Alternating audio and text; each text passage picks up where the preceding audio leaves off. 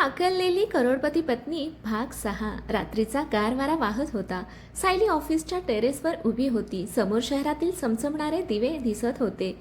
तिच्या समोर आर्यन उभा होता. त्याच्या हातात त्यांच्या लग्नाची अंगठी होती. अनेक महिन्यानंतर पहिल्यांदाच त्याने आपल्या भावना इतक्या स्पष्टपणे व्यक्त केल्या होत्या.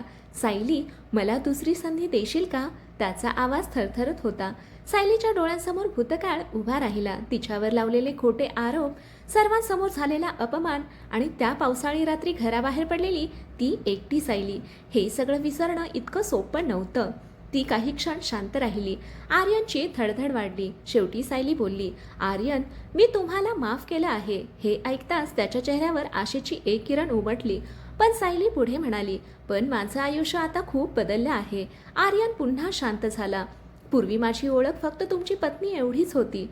आज माझी स्वतःची ओळख आहे, स्वतःचं अस्तित्व आहे आणि मला ते गमवायचं नाही. आर्यन तिचा प्रत्येक शब्द मन लावून ऐकत होता. म्हणजे तुझं उत्तर नाही आहे? सायली हलकसं हसली. मी नाही म्हणाले नाही. आर्यनच्या चेहऱ्यावर पुन्हा आशा दिसू लागली. पण हो म्हणण्यासाठी मला वेळ हवा आहे. आर्यनने मान हलवली. मी वाट पाहीन, कितीही दिवस. सायलीच्या चेहऱ्यावर पहिल्यांदाच हलकसं स्मित उमटलं. काही दिवसांनी सायलीची कंपनी आणखी वेगाने प्रगती करू लागली. नवीन प्रोजेक्ट्स, नवीन गुंतवणूकदार आणि नवीन यश. तिची कंपनी देशातील सर्वात वेगाने वाढणाऱ्या कंपन्यांपैकी एक बनली. एके दिवशी सुहासिनी राणे यांनी तिला त्यांच्या केबिनमध्ये बोलावलं. सायली, मला तुझ्याशी एका महत्त्वाच्या विषयावर बोलायचं आहे. हो मॅडम. सुहासिनी काही क्षण शांत राहिल्या. माझं वय आता वाढत चाललं आहे. सायली गोंधळली. म्हणजे? मी कंपनीच्या भविष्यासाठी निर्णय घेतला आहे. सायली उत्सुकतेने त्यांच्याकडे पाहू लागली. सुहासिनी हसल्या. मला माझ्या संपूर्ण उद्योग समूहाची जबाबदारी तुला द्यायची आहे. सायलीच्या पायाखालची जमीन सरकली. काय? हो, पण मॅडम. सायली, तू फक्त माझी कर्मचारी नाहीस, तू माझ्यासाठी मुलीसारखी आहेस आणि या साम्राज्याची खरी वारसदार सुद्धा. सायलीच्या डोळ्यात अश्रू आले. तिला आयुष्यात पहिल्यांदाच कोणीतरी इतका विश्वास दिला होता. त्या दिवशी संध्याकाळी देशमुख बंगल्यात विक्रम देशमुख एक महत्त्वाची बातमी घेऊन आले. आर्यन, हो डॅड, आपल्या कंपनीला मोठं आर्थिक नुकसान झालं आहे. आर्यनच्या चेहऱ्यावर चिंता उमटली. कियाराच्या कटांमुळे आणि काही चुकीच्या गुंतवणुकीमुळे देशमुख ग्रुप अडचणीत आला होता. जर लवकरच नवीन गुंतवणूक मिळाली नाही तर कंपनी संकटात येणार होती. आर्यन पूर्ण रात्र ऑफिसमध्ये बसून उपाय शोधत होता. त्याला कंपनी वाचवायची होती, कारण ही कंपनी त्याच्या वडिलांचं स्वप्न होती. दुसरीकडे सायली तिच्या नव्या जबाबदाऱ्यांसाठी तयारी करत होती. पण अचानक तिला देशमुख ग्रुपच्या अडचणींबद्दल माहिती मिळाली. ती काही क्षण विचारात पडली. त्यांनी माझ्यावर अन्याय केला होता. तिच्या मनात एक आवाज म्हणाला. पण दुसरा आवाज म्हणाला, त्यात विक्रम काकांची काय चूक आहे? त्या रात्री सायली खूप विचार करत बसली. एकीकडे तिचा भूतकाळ होता, दुसरीकडे तिची माणुसकी. आणि मग तिने असा निर्णय घेतला जो ऐकून आर्यनलाही धक्का बसणार होता. कारण सायली देशमुख ग्रुपला मदत करण्याचा विचार करत होती. पण तिच्या या निर्णयामुळे तिच्या आयुष्यात एक नवीन वादळ येणार होतं. सायली संपूर्ण रात्र झोपू शकली नाही. देशमुख ग्रुप संकटात असल्याची बातमी तिच्या मनातून जात नव्हती. एकेकाळी हेच तिचं घर होतं. विक्रम देशमुख तिला मुलीसारखं मानायचे, पण त्याच घरातून तिचा अपमान करून तिला बाहेर काढण्यात आलं होतं. मनात दोन आवाज सुरू होते. त्यांना मदत करू नकोस, पण संकटात असलेल्या लोकांना मदत करणं हाच खरा मोठेपणा असतो. शेवटी सकाळी सायलीने निर्णय घेतला. ती भूतकाळाचा बदला घेणार नव्हती. ती स्वतःच्या संस्कारांप्रमाणे वागणार होती. त्या दिवशी देशमुख ग्रुपच्या बोर्ड मीटिंगमध्ये वातावरण खूप तणावपूर्ण होतं. कंपनीला मोठ्या गुंतवणुकीची गरज होती, पण कोणीही गुंतवणूकदार पुढे येत नव्हता. विक्रम देशमुख चिंतेत होते. आर्यन रात्रभर जागा असल्यासारखा दिसत होता. अचानक दरवाजा उघडला. सर्वांच्या नजरा तिकडे वळल्या. दरवाजातून सायली आत आली. क्षणभर संपूर्ण कॉन्फरन्स रूम शांत झाली. आर्यनला स्वतःच्या डोळ्यांवर विश्वास बसत नव्हता. सायली? विक्रम देशमुखही आश्चर्यचकित झाले. बाळा, तू इथे? सायली शांतपणे म्हणाली, मी एका प्रस्तावासाठी आले आहे. तिने सर्वांसमोर काही कागदपत्र ठेवली. माझी कंपनी देशमुख ग्रुपमध्ये गुंतवणूक करायला तयार आहे. हे ऐकताच सर्वजण स्तब्ध झाले. आर्यन तर काही क्षण बोलूच शकला नाही. सायली, तुला माहिती आहे ना आम्ही तुझ्याशी काय केलं ते? आर्यन हळू आवाजात म्हणाला. सायली त्याच्याकडे पाहत म्हणाली, हो, सगळं आठवतं. मग? माझ्या यशाचं मोजमाप माझ्या संपत्तीने होत नाही तर माझ्या विचारांनी होतं. विक्रांत देशमुखांच्या डोळ्यात पाणी आलं. त्या दिवशी पहिल्यांदाच त्यांना जाणवलं, जिला ते गावंढळ समजत होते तीच आज सर्वात मोठ्या मनाची निघाली. काही दिवसांनी सायलीच्या मदतीमुळे देशमुख ग्रुप संकटातून बाहेर येऊ लागला.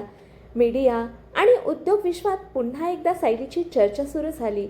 लोक म्हणत होते, जिने अपमान करणाऱ्यांनाही मदत केली ती खऱ्या अर्थाने मोठी व्यक्ती आहे.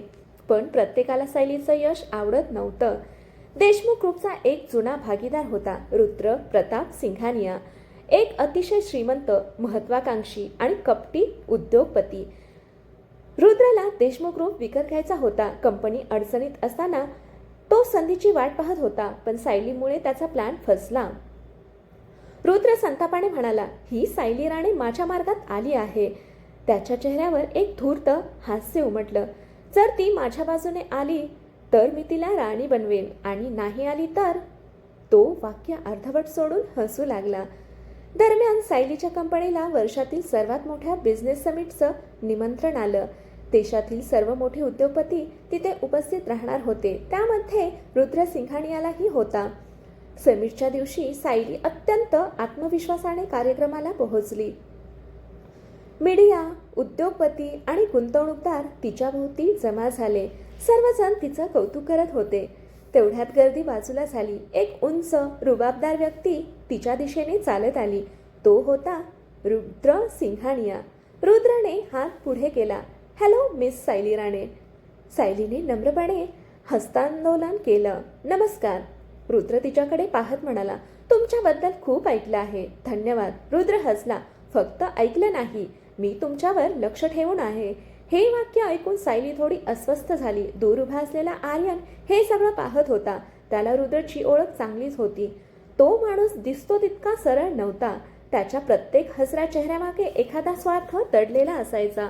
कार्यक्रम संपल्यानंतर रुद्रने सायलीला एका खास डिनरसाठी आमंत्रित केलं. माझ्याकडे तुमच्यासाठी एक मोठी ऑफर आहे, सायलीने विचारलं. कशी ऑफर? रुद्र हसत म्हणाला, जी तुमचं आयुष्य कायमचं बदलून टाकेल. दूर उभा असलेला आर्यन चिंतेत पडला. त्याला रुद्रचा हेतू चांगला समजत होता, पण सायलीला अजून त्याच्या खऱ्या चेहऱ्याची कल्पना नव्हती. त्या रात्री रुद्र आपल्या आलिशान बंगल्यात बसून सायलीचा फोटो पाहत होता. त्याच्या चेहऱ्यावर एक विचित्र हास्य होतं. सायली राणे, आता तू माझ्या खेळाचा भाग झाली आहेस. सायलीसमोर आता एक नवीन आव्हान उभं राहणार होतं. हे आव्हान कियारापेक्षाही धोकादायक होतं. कारण रुद्र तिचं नुकसान उघडपणे नव्हे तर हसत हसत करणार होता. रात्रीचे 10 वाजले होते. सायली तिच्या केबिनमध्ये बसून काही महत्त्वाच्या फाईल्स पाहत होती, पण तिचं लक्ष कामात नव्हतं. तिच्या मनात सतत रुद्र सिंघानियाचं आमंत्रण घोळत होतं. माझ्याकडे तुमच्यासाठी एक मोठी ऑफर आहे, जी तुमचं आयुष्य कायमचं बदलून टाकेल. हे शब्द तिच्या मनातून जात नव्हते. रुद्र या देशातील सर्वात प्रभावशाली उद्योगपतींपैकी एक होता, पण त्याच्याबद्दल अनेक रहस्यमय गोष्टीही ऐकायला मिळत होत्या. दुसऱ्या दिवशी सकाळी सायलीने हा विषय सुहासिनी राणींसमोर काढला. मॅडम, तुम्हाला रुद्र सिंघानियाबद्दल काय वाटतं? हे ऐकताच सुहासिनींच्या चेहऱ्यावरचे भाव बदलले.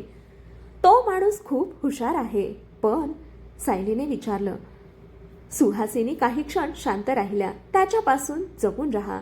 का? कारण तो जे हवं ते मिळवण्यासाठी कोणत्याही थराला जाऊ शकतो. सायली विचारात पडली. दरम्यान देशमुख ग्रुपच्या ऑफिसमध्ये आर्यनलाही रुद्रच्या हालचालींबद्दल माहिती मिळत होती. त्याला स्पष्ट जाणवत होतं की रुद्रचा सायलीमध्ये असलेला रस केवळ व्यावसायिक नाही.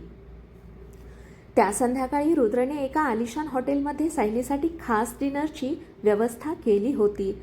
सायली वेळेवर तिथे पोहोचली. संपूर्ण रेस्टॉरंट फुलांनी सजवलेलं होतं. पियानोवर मंद संगीत सुरू होतं. हे साधं व्यावसायिक डिनर वाटत नव्हतं.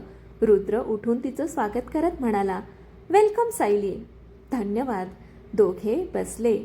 काही वेळ व्यवसायाविषयी चर्चा झाली. नवीन प्रोजेक्ट्स, आंतरराष्ट्रीय गुंतवणूक, भविष्यातील योजना. मग अचानक रुद्र म्हणाला, तुला माहिती आहे का, मी आयुष्यात खूप लोक पाहिले आहेत. सायली शांतपणे ऐकत होती. पण तुझ्यासारखी व्यक्ती कधी भेटली नाही. सायली थोडी अस्वस्थ झाली. तू खूप वेगळी आहेस. धन्यवाद. फक्त हुशार नाहीस तर खूप मजबूत आहेस. रुद्र तिच्याकडे एकटक पाहत होता. त्याच्या नजरेत काहीतरी वेगळं होतं. सायलीला ते जाणवत होतं. डिनर संपल्यानंतर रुद्रने तिला एक फाईल दिली. ही माझी ऑफर. सायलीने फाईल उघडली आणि पुढच्या क्षणी तिचे डोळे विस्फारले. त्या फाईलमध्ये प्रस्ताव होता. रुद्रच्या संपूर्ण आशिया विभागातील कंपन्यांची CEO बनण्याचा. हे अशक्य आहे, सायली आश्चर्याने म्हणाली. रुद्र हसला. तुझ्यासाठी काहीही अशक्य नाही. तो पुढे म्हणाला, तू माझ्यासोबत आलीस तर काही वर्षात देशातील सर्वात मोठी उद्योगपती बनशील. सायली विचारात पडली. ही ऑफर खरंच खूप मोठी होती. पण तिच्या मनात एक प्रश्न निर्माण झाला. इतक्या मोठ्या साम्राज्याचा मालक माझ्यावर इतका विश्वास का ठेवतो? दुसरीकडे आर्यनला या भेटीची माहिती मिळाली. तो बेचैन झाला. त्याने लगेच रुद्रबद्दलची काही जुनी माहिती शोधायला सुरुवात केली. रात्रभर शोध घेतल्यानंतर त्याला काही धक्कादायक गोष्टी समजल्या. रुद्रच्या अनेक जुन्या भागीदारांनी त्याच्यावर फसवणुकीचे आरोप केले होते. काही कंपन्या त्याने बेकायदेशीर मार्गांनी ताब्यात घेतल्या होत्या. आर्यनला काळजी वाटू लागली. सायली चुकीच्या व्यक्तीवर विश्वास ठेवते आहे. दुसऱ्या दिवशी सकाळी सायली ऑफिसमध्ये आली. ती अजूनही त्या ऑफरबद्दल विचार करत होती. तेवढ्यात तिची सेक्रेटरी घाईघाईने आली. मॅडम, तुमच्यासाठी एक पार्सल आलं आहे. सायलीने पार्सल उघडलं. आत एक सुंदर डायमंड नेकलेस होता. त्यासोबत एक चिठ्ठी होती. जगातील सर्वात मौल्यवान स्त्रीसाठी, रुद्र. सायलीचा चेहरा गंभीर झाला. तिने लगेच तो बॉक्स बंद केला. तेवढ्यात तिचा फोन वाजला. फोन आर्यनचा होता. सायली, मला तुझ्याशी खूप महत्त्वाचं बोलायचं आहे. त्याचा आवाज तणावपूर्ण होता. काय झालं? आर्यन काही क्षण शांत राहिला. मग म्हणाला, रुद्र सिंघानिया तितका चांगला माणूस नाही जितका तो दिसतो. सायली चकित झाली. त्याचवेळी रुद्र आपल्या ऑफिसच्या खिडकीतून शहराकडे पाहत उभा होता. त्याच्या हातात सायलीचा फोटो होता. तो हलकसं हसला. आता खेळ सुरू होतोय. पण त्याला माहीत नव्हतं की सायली आता ती जुनी भोळी मुलगी राहिली नव्हती आणि या खेळात कोण जिंकेल हे अजून ठरलेलं नव्हतं. सायलीच्या हातात अजूनही तो डायमंड नेकलेसचा बॉक्स होता. रुद्रने पाठवलेली भेट पाहून ती अस्वस्थ झाली होती. व्यावसायिक नात्यांमध्ये इतक्या महागड्या भेटींची गरज नसते हे तिला चांगलंच माहीत होतं. तेवढ्यात पुन्हा आर्यनचा फोन आला. सायली, आपण भेटू शकतो का? त्याच्या आवाजात चिंता स्पष्ट जाणवत होती. सायली काही क्षण विचारात पडली. ठीक आहे, अर्ध्या तासात ऑफिसच्या कॅफेमध्ये भेटूया. काही वेळाने दोघे समोरासमोर बसले होते. आर्यनने टेबलवर काही फाईल्स ठेवल्या. हे बघ. सायलीने फाईल उघडली. त्यामध्ये रुद्रच्या जुन्या व्यवहारांची माहिती होती. काही कंपन्या अचानक दिवाळखोरीत गेल्या होत्या. काही भागीदारांनी त्याच्यावर विश्वासघाताचे आरोप केले होते. काही प्रकरणं कोर्टातही गेली होती. सायली गंभीर झाली. म्हणजे तुम्हाला वाटतं तो माझा वापर करू पाहतो आहे? आर्यनने मान हलवली. मला खात्री आहे. पण का? कारण तू आज उद्योग विश्वातील सर्वात प्रभावशाली महिलांपैकी एक झाली आहेस. सायली विचारात पडली. तिला रुद्रच्या वागण्यातली काही विचित्र गोष्टी आठवू लागल्या. त्याचं सतत तिचं कौतुक करणं, अतिशय मोठी ऑफर देणं, महागड्या भेटवस्तू पाठवणं, हे सर्व साधं नव्हतं. धन्यवाद आर्यन, सायली शांतपणे म्हणाली. आर्यन तिच्याकडे पाहू लागला. कशासाठी? माझी काळजी घेतल्याबद्दल. हे ऐकून आर्यनच्या चेहऱ्यावर हलकसं स्मित उमटलं. कित्येक महिन्यानंतर सायलीने त्याच्याशी इतक्या मोकळेपणाने बोललं होतं. दुसरीकडे रुद्र आपल्या ऑफिसमध्ये बसला होता. त्याच्या एका माणसाने येऊन माहिती दिली. सर, आर्यन देशमुख सायलीला तुमच्याबद्दल माहिती देत आहे. रुद्रच्या चेहऱ्यावरचं हास्य नाहीसं झालं. म्हणजे तो अजूनही माझ्या मार्गात आहे. त्याने टेबलवर हात आपटला. आर्यनला बाजूला करणं गरजेचं आहे. त्या रात्री सायली आपल्या घरी पोहोचली. तेवढ्यात तिला एका अनोळखी नंबरवरून मेसेज आला. तुम्ही रुद्र सिंघानियावर विश्वास ठेवत असाल तर ही तुमची सर्वात मोठी चूक ठरेल. सोबत एक व्हिडिओ क्लिप होती. सायलीने व्हिडिओ उघडला. त्यामध्ये काही वर्षापूर्वीचा एक गुप्त व्हिडिओ होता. रुद्र एका व्यक्तीला धमकावताना दिसत होता. माझ्या मार्गात आलास तर तुझं सर्व काही संपवेन. सायली हादरली. हा तोच रुद्र होता का जो तिच्यासमोर सभ्य आणि नम्र वागत होता? दुसऱ्या दिवशी रुद्रने सायलीला त्याच्या ऑफिसमध्ये बोलावलं. सायली गेली, पण यावेळी ती सावध होती. तर मग माझ्या ऑफरचा विचार केलास? रुद्रने विचारलं. सायली शांतपणे म्हणाली, हो. रुद्रच्या चेहऱ्यावर आनंद उमटला आणि सायलीने त्याच्या डोळ्यात पाहिलं. मी तुमची ऑफर स्वीकारू शकत नाही. क्षणभर ऑफिसमध्ये शांतता पसरली. रुद्रच्या चेहऱ्यावरचं हास्य हळूहळू नाहीसं झालं. का? कारण मला माझी स्वतःची ओळख निर्माण करायची आहे आणि मी कोणाच्याही सावलीत राहू इच्छित नाही. रुद्र काही क्षण तिच्याकडे पाहत राहिला. मग तो हसू लागला, पण यावेळी ते हास्य धोकादायक होतं. सायली, आजपर्यंत कुणीही माझी ऑफर नाकारली नाही. मग आज पहिल्यांदाच असं झालं, सायली ठामपणे म्हणाली. रुद्रचा चेहरा कठोर झाला. तू मोठी चूक करते आहेस कदाचित, पण हा माझा निर्णय आहे. सायली तिथून निघून गेली, पण तिच्या मागे उभा असलेला रुद्र संतापाने थरथरत होता. त्या रात्री रुद्रने आपल्या विश्वासू माणसाला फोन लावला. प्लॅन बी सुरू करा. सर, खात्री आहे ना? हो. सायली राणे माझी नाही झाली, तो थंड आवाजात म्हणाला, तर तिचं साम्राज्य उद्ध्वस्त होईल.